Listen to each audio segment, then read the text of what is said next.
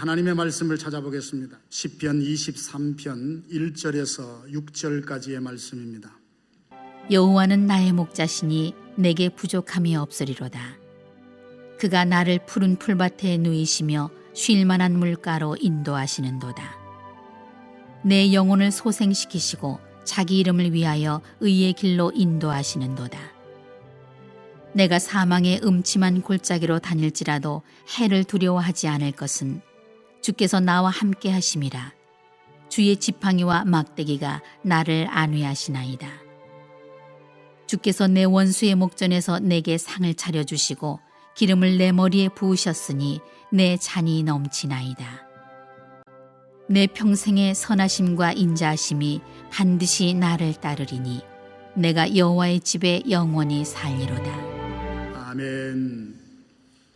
믿는 사람, 믿지 않는 사람, 토탈에서 자기 삶을 보면 나는 참 행복하다 이렇게 생각하고 사는 사람이 얼마나 될 것 같습니까?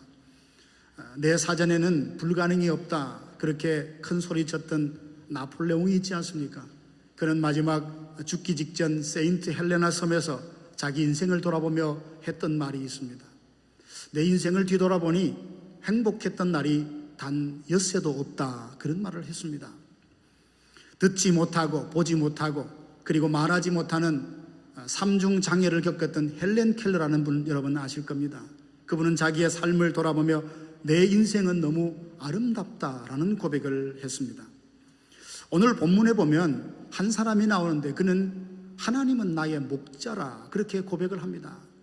하나님과 나의 관계가 목자와 양의 관계처럼 그 관계 안에서 누리는 은혜를 머금고 나는 참 행복합니다. 그 신앙의 고백을 하나님 앞에 올리고 있습니다. 그는 다름이 아니라 다윗입니다. 왕이었기 때문에 행복하다고 말하는 것이 아닙니다. 내가 가진 소유와 물질이 많기 때문에 행복하다고도 말하지 않습니다. 하나님이 나의 목자가 되시니 내가 행복하다라고 말합니다. 그러고 보면 인생의 진정한 행복은 내가 무엇이 되느냐, 어느 만큼 어떤 것을 소유하느냐에 있지 않고 내 인생의 목자를 누구로 알고 누구를 따르느냐에 따라서 우리의 인생의 행복과 불행이 결정되는 것이다 하는 것을 깨닫게 됩니다. 여러분에게는 목자가 있습니까? 양은 공격할 무기가 될 만한 날카로운 이빨도 없습니다. 맹수가 달려들면 빨리 도망칠 수 있는 발도 없어요. 그 상황을 빨리 알아챌 수 있는 센스도 없습니다. 목자가 없다면 들짐승에게 먹잇감과 노략가리가 될 뿐입니다. 잃어버린 자가 되어서도 누구 하나 찾는 자가 없고 상함을 입어도 싸매어줄 자가 없습니다. 목자 없는 양이라는 것이 이렇게 불쌍하고 처량한 것입니다. 모세는 이 사실을 알고 민수기서 27장 16절 17절 보면 기도합니다. 하나님이시여 원하건대 한 사람을 세워서 그들을 인도하게 하사 여호와의 회중이 목자 없는 양처럼 되지 않게 하옵소서. 여호와의 회중이 목자 없는 양처럼 되지 않기를 원합니다. 하나님 앞에 그렇게 기도하는 모습을 보게 됩니다. 우리는 목자를 갖고 있고 또 목자의 사랑과 은혜의 돌봄을 받고 살아가지만 나를 이끄시는 목자에 대해서 참 잘 모르고 있다는 것을 순간순간 깨닫게 됩니다. 당신에게 목자가 있습니까? 라고 하면 예, 있습니다. 다음 질문, 과연 당신의 목자는 누굽니까? 라고 말하면 서뜻 설명하기 어려운 것이 우리 모두의 입장이 아니던가요? 오늘 다윗의 이 고백인 시편 23편을 통해서 우리의 목자 되신 예수님 하나님은 어떤 분이시며 그 은혜를 경험한 사람은 하나님 앞에 어떤 고백을 하는지 함께 생각하며 은혜 받기를 원합니다. 오늘 본문에 나오는 대로 목자는 어떤 분이신가? 양들에게 참된 안식이 있는 곳으로 인도해가는 목자다 그렇게 설명하고 있습니다. 시편 95편 7절에 보면 우리는 그가 기르시는 백성이요 그의 손이 돌보시는 양이라 했습니다. 우리 모두는 하나님 앞에 하나님이 돌보시는 양이라 라고 했습니다. 여러분, 양이 필요로 하는 것이 무엇일까요? 푸른 초장과 그리고 쉴만한 물가, 그것을 양을 필요로 하지 않습니까? 하지만 양은 스스로 그 푸른 초장이 쉴만한 물가가 어디 있는지 찾을 수도 없습니다. 찾는다 한들 거기로 갈 수 없는 미약하고 연약한 존재입니다. 선한 목자가 그들을 이끌고 그곳으로 인도해야만 그곳에서 아름다운 은혜와 사랑을 누릴 수 있는 존재가 바로 양입니다. 선한 목자 되신 예수님, 하나님이 우리의 목자 되셔서 푸른 풀밭으로 인도하신다라고 했는데, 이것은 싱싱한 꼴이 있는 곳이며 꼴이 넉넉하여 경쟁할 필요가 없는 충만한 은혜가 임하는 바로 그곳을 말합니다. 양들은 그곳에서 진정한 안식을 누립니다. 육체와 영혼의 피로를 채울 수 있는 바로 그것이 푸른 풀밭이요 쉴만한 물가입니다. 삶 속에서 종종 지친다, 힘든다 이런 생각을 하는 사람들은 마음까지, 영혼까지 쉼을 주는 안식의 처소를 찾고 있지 않습니까? 그러나 우리는 우리 스스로 찾아갈 수도, 그것을 누릴 수도 없지만 선한 목자 되신 예수님이 그곳을 알고 그곳으로 날마다 인도해 가신다. 이게 바로 우리의 목자 되시는 모습입니다. 푸른 풀밭과 쉴만한 물가를 찾는 그 목자의 열심에서 우리를 향하신 하나님의 사랑을 깨닫게 됩니다. 주님은 우리가 양 같음을 하시고 영혼의 안식처, 은혜가 임하는 곳으로 인도해 가시는 목자가 되십니다. 여러분에게는 푸른 초장이 어떤 것입니까? 제가 꿈꾸는 푸른 초장은 바로 그런 것입니다. 성도들이 한자리에 모여서 하나님의 그 생명의 말씀을 가슴에 담고, 그래, 하나님이 나를 사랑하는구나, 우리의 삶 속에 누렸던 많은 아픔과 상처를 그 은혜의 받음으로 다 가시면서 기쁨의 찬양, 정말 구원이 전능하신 하나님께 있구나, 어린 양 보좌 그 예수님께 있구나 하는 것을 찬양하며 회복되는 바로 그런, 이게 바로 우리가 가고자 하는 푸른 초장, 푸른 풀밭이 아니겠습니까? 쉴만한 물가가 아니겠습니까? 그런데 우리는 그곳이 어떤 곳인지 꿈꾸고 기대하고 필요로 하지만 우리 중에 어느 누구도 우리의 힘과 지혜로 거기로 갈 수도 없는 것입니다. 예수님이 그것을 아시고 우리를 함께 가자 하며 그 길로 인도하고 가시는 그 과정 중에 저와 여러분들이 있다, 저는 그렇게 봅니다. 그 과정 중에 나아가면서 분명히 젖과 꿀이 흐르는 가나안 땅을 가면서 이스라엘 백성들은 어떤 마음으로 주님의 인도하심을 받았습니까? 그 마음에 원망과 불평이 있습니다. 분명히 목적지는 가나안이 젖과 꿀이 흐르는 땅이며 하나님이 약속한 땅으로 가고 있지만 믿음으로 인도하시는 그 하나님을 온전히 믿고 갔으면 참 좋으련만 그의 마음속에는 원망과 불평이 있습니다. 길이 힘들다고, 물이 없다고, 그리고 양식이 없다고 끊임없이 원망과 불평하는 그들의 모습을 보게 됩니다. 우리 또한 마찬가지입니다. 천성을 향하여 나아가는 인생의 영적인 순례자들이 아니던가요? 우리의 목적은 구원이고 승리고 저 하늘나라지만 그 과정 가운데 많은 어려움들이 있습니다. 시험이 있습니다. 들짐승이 표효하는 소리를 듣고 움츠릴 수밖에 없는 상황이 있습니다. 그렇지만 우리를 인도하시는 목자가 계시니 그 목자를 전적으로 신뢰하고 믿는다면 오히려 그런 과정 가운데서도, 그런 아픔 가운데서도 마음의 진정한 감사와 그리고 참된 소망을 가질 만한데, 우리는 입술로 하나님을 믿는다 하면서 그 인도하심을 받으면서 나를 인도하시는 목자를 전적으로 신뢰하지 못하는 경우들이 얼마나 많은지 모릅니다. 무엇을 먹을까, 무엇을 마실까, 무엇을 입을까를 염려하는 것도 보십시오. 우리는 육을 가진 인간이기 때문에 그런 물질 세계를 초월하여 살아갈 수 없습니다. 그러나 거기에 매여서 그것이 전부인 것처럼 살 수 없는 그런 사람들입니다. 하나님이 우리를 인도하실 때 그분은 나의 목자시니 푸른 초장 쉴만한 꿀로 나를 인도하신다는 목자에 대한 전적인 신뢰와 믿음을 가지고 그곳을 향하여 한 걸음 두 걸음 나아가는 저와 여러분들 되기를 간절히 바랍니다. 두 번째로 목자 되시는 하나님은 양들을 지키시는 분이십니다. 4절에 보니까 내가 사망의 음침한 골짜기로 다닐지라도 해를 두려워하지 않을 것은 주께서 나와 함께 하심이라. 주의 지팡이와 막대기가 나를 안위하시나이다. 여러분, 그럴 때 없습니까? 뭔가 꼭 지키고 싶어요. 꼭 지키고 싶은데 지킬 힘이 나에게 없는 거예요. 그렇다고 서뜻 그것을 내줄 수 없어서 발을 동동 구를 때 없습니까? 그때 누군가 힘 있는 자가 내가 너를 지켜주마, 내가 너의 삶을 붙들어주마 라고 나타나셔서 그 모든 대적들을 물리치고 우리가 소중했던 것을 지키게 해주었다면 우리 마음에 얼마나 감사하겠습니까? 우리가 찾고 예배하고 기대하는 예수님, 하나님이 바로 그런 목자이십니다. 생명을 지키고 싶어요. 재산을 지키고 싶어요. 삶을 지키고 싶어요. 관계를 지키고 싶어요. 믿음을 지키고 싶어요. 이건 우리의 본 마음이지만 어느 힘으로, 어느 누가 자기의 힘으로 그것을 지켜낼 수 있는 사람이 누가 있습니까? 그러나 목자 되신 그분이 천지를 창조하신 그 전능하신 손으로 우리를 지켜주십니다. 그렇기 때문에 오늘 우리가 여기에 있고 우리가 지금 하나님 주신 그 은혜를 누리며 살고 있는 겁니다. 다윗은 사망의 음침한 골짜기에 다닐지라도 두려워하지 않는다라고 했습니다. 여러분, 음침하다는 이 말이 얼마나 우리를 주눅들게 합니까? 그런 분위기에서는 바람에 나부끼는 그 낙엽 소리마도 서뜻 놀라는 것이 저와 여러분들일 것입니다. 그런데 다윗은 담대하게 고백합니다. 사망의 음침한 골짜기로 다닐지라도 나는 두렵지 않다. 도대체 무슨 근거로 그런 마음을 갖게 된 것입니까? 전능하신 하나님, 구원주 그 하나님이 나와 함께 하실 뿐만 아니라 나와 함께 하시면서 나를 지켜주신다는 그 믿음, 그 분명한 믿음이 그로 하여금 사망의 골짜기를 걸어가도 두려워하지 않게 되었습니다. 그도 한때는 양들의 목자가 되어 맹수로부터 양들을 지켜본 목자였습니다. 사자와 곰이 양을 공격하면 그들과 맞서서 싸워봤습니다. 자기도 그러한데 선한 목자 되신 하나님, 나의 목자 되신 하나님은 전능하신 그 능력을 가지고 이 수많은 찾아오는 들짐승으로부터 나를 지키지 않겠느냐, 그 분명한 믿음을 갖고 있었습니다. 그러고 보면 우리 삶 속에 찾아오는 이 두려움을 이기기 위해서는 어떤 안전한 장소에 내가 머물겠다가 하는 것이 아니라 하나님이 함께 하시고 하나님이 붙들어 주실 때만이 가장 안전한 삶을 우리가 살아갈 수 있습니다. 여호와는 견고한 망대라, 의인은 그리로 달려가서 안전함을 얻느니라 라고 하지 않았습니까?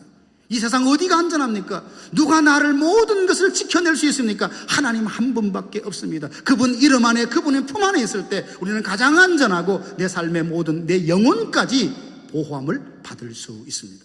그분이 나의 목자가 되시니 이 다윗은 얼마나 행복한지. 시편 16편 8절에 보니까 다윗이 이렇게 고백합니다. 내가 여호와를 항상 내 앞에 모시며 그가 나의 오른쪽에 계심으로 내가 흔들리지 아니하리라. 여러분, 하나님 어디 계십니까? 우리와 함께 계십니다. 하나님 어디 계십니까? 우리 심령에 계십니다. 그분이 나와 함께 하심으로 그 믿는 믿음이 어떤 상황에도 흔들리지 않게 한다라고 했습니다. 학개서 2장 5절 보니까 놀라운 약속이 있어요. 나의 영이 계속하여 너희 가운데에 머물러 있나니 너희는 두려워하지 말지어다. 성령이 우리 속에 항상 영원토록 머물러 계신다라고 하셨습니다. 그분이 우리와 함께 하시면 우두커니 서 있겠습니까? 우리의 필요를 아시고 필요를 공급해 주실 뿐만 아니라 우리의 모든 위험으로부터 우리를 지켜주시는 목자가 되십니다. 사랑하는 성도 여러분, 다윗이 가졌던 이 믿음으로 사망의 음침한 골짜기로 혹 다닐지라도 두려워하지 않는다는 이 고백이 그만의 고백이 아니라 저와 여러분이 하나님께 올려드리는 믿음의 고백 되기를 간절히 바랍니다. 세 번째로 목자 되신 주님은 우리의 인생에 잔을 넘치도록 채우시는 분이십니다. 사람에게는 누구나 채우고 싶은 잔을 다 갖고 있습니다. 이 잔을 채우기 위해서 사람들은 새벽 일찍부터 밤늦게까지 수고하고 동분서주합니다.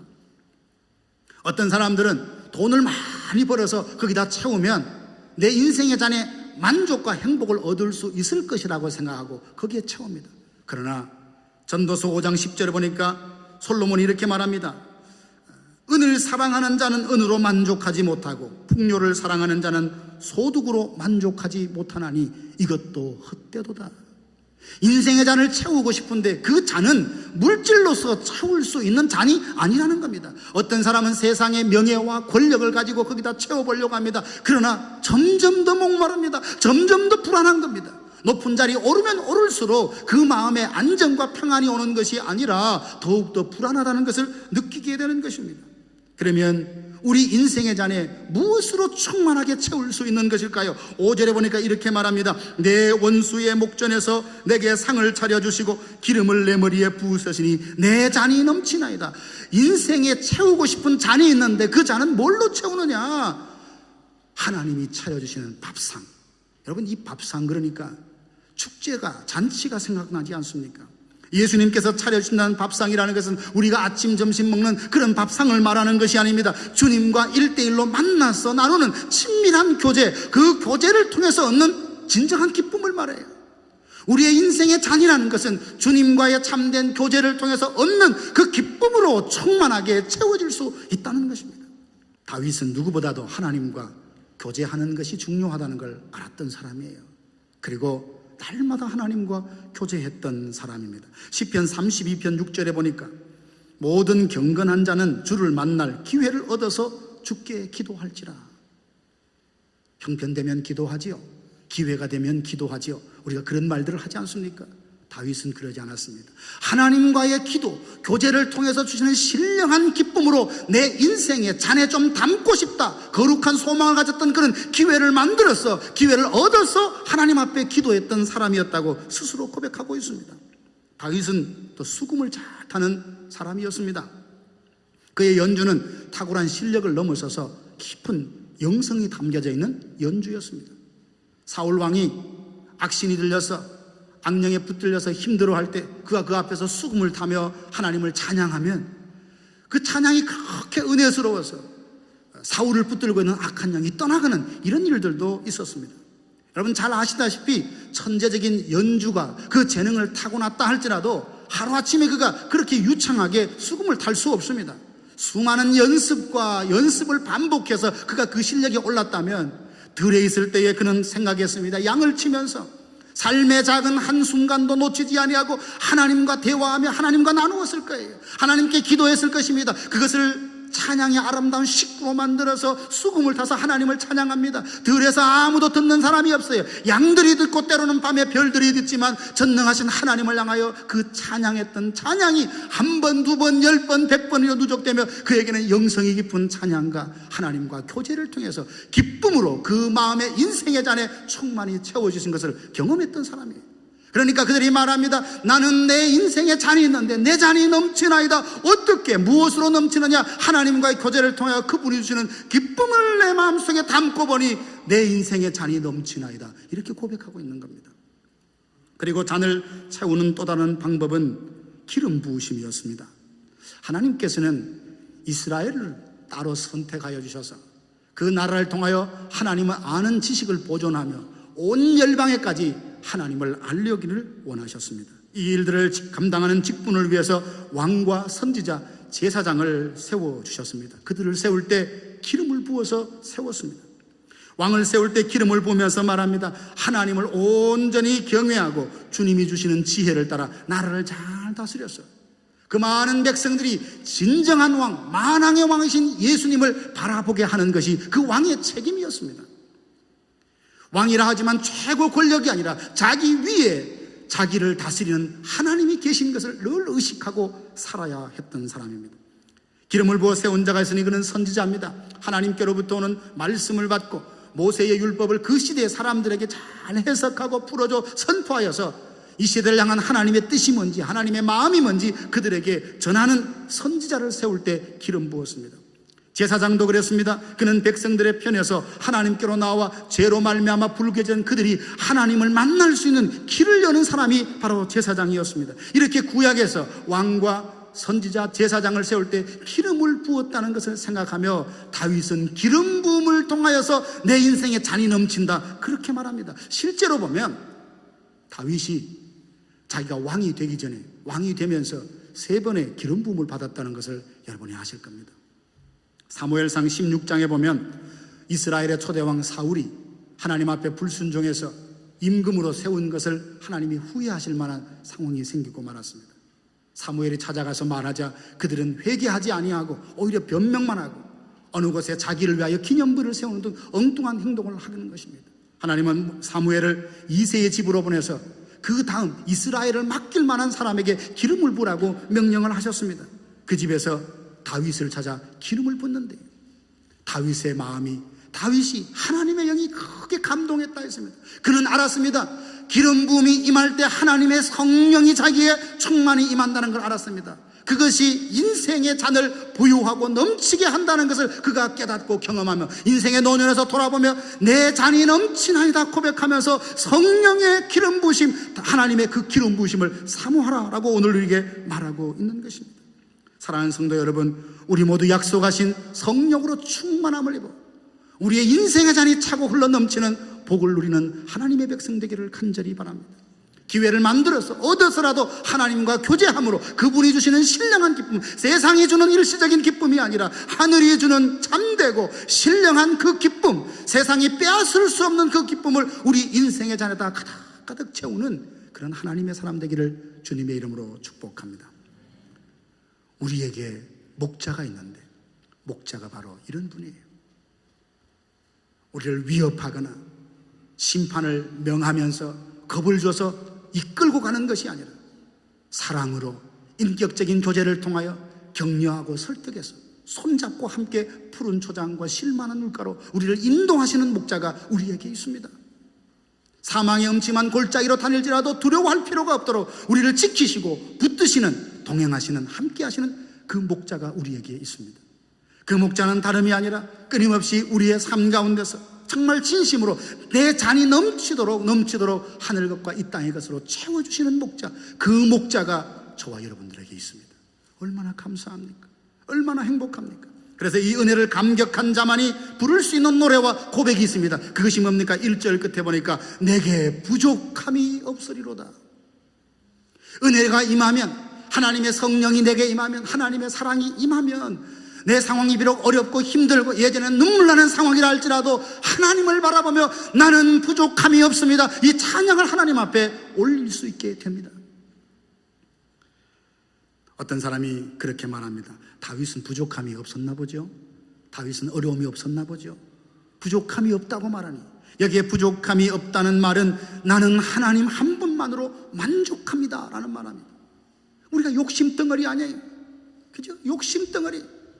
이미 우리가 받아 누릴 수 있는 충분하고 과분한 사랑을 누렸음에도 불구하고 감사하고 기뻐하기보다는 여전히 더 없습니까? 더 없습니까? 더 이야기하며 하나님 앞에 얼마나 원망하고 불평하고 있습니까?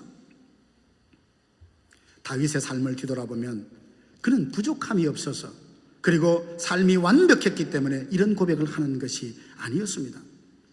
시편 69편 4절에 보니까 까닭없이 나를 미워하는 자가 나의 머리털보다도 많다, 그런 고백을 했어요. 얼마나 주변에 그를 미워하고 대적하는 사람이 많았으면 그런 고백을 했을까요?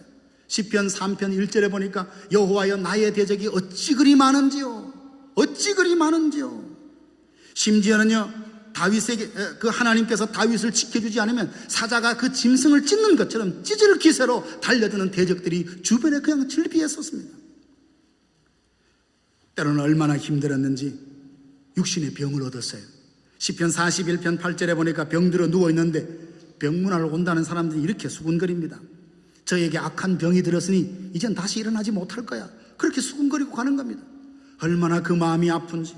뿐만 아닙니다. 악한 자들은 모여서 말합니다. 저가 어느 때에나 죽고 그의 이름이 언제 이 땅에서 없어질까, 이런 말들을 지은 병석에 누워서 그가 듣고 있습니다. 그럴 때 하나님께 기도합니다. 하나님, 나를 이 질병에서 건져주셔서 많은 사람들이 나를 보고 하나님이 저를 기뻐하는 사람이다, 이런 소문과 이런 인정을 받을 수 있도록 날 좀 고쳐달라고 하나님께 기도하는 그의 모습을 보게 됩니다. 그러니 그는요, 탄식함으로 피곤하여 밤마다 눈물로 침상을 띄우고 눈물로 내 요를 적신다, 이런 고백까지 했습니다.